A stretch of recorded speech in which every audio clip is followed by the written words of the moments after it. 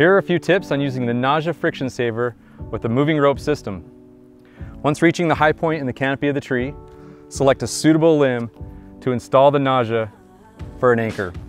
To install the NAJA, pass the strap over the limb and insert the frame into an appropriate adjustment slot on the strap. Multiple adjustment slots provide a wide variety of options for adjustability depending on the diameter of the limb. Also, an additional strap can be girth hitched to the last adjustment slot to create a longer strap. Just be sure that the angles are 90 degrees or less where the straps meet the pulley.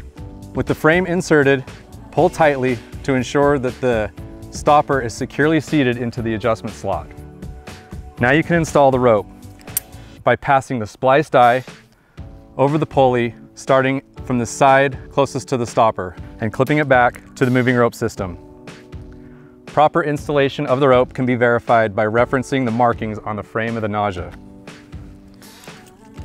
Once installed, clip the accessory retrieval carabiner to the rope closest to the stopper on the frame of the NAJA and weight your system to verify proper installation before removing your positioning lanyard and going to work.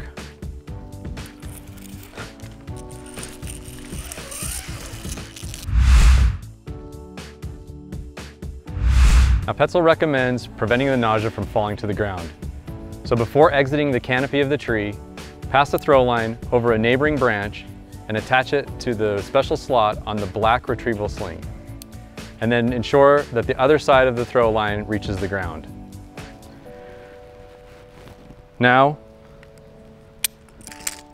girth hitch the retrieval ball to the spliced eye of the rope and pull down on the opposite side of the rope while maintaining some tension on the throw line.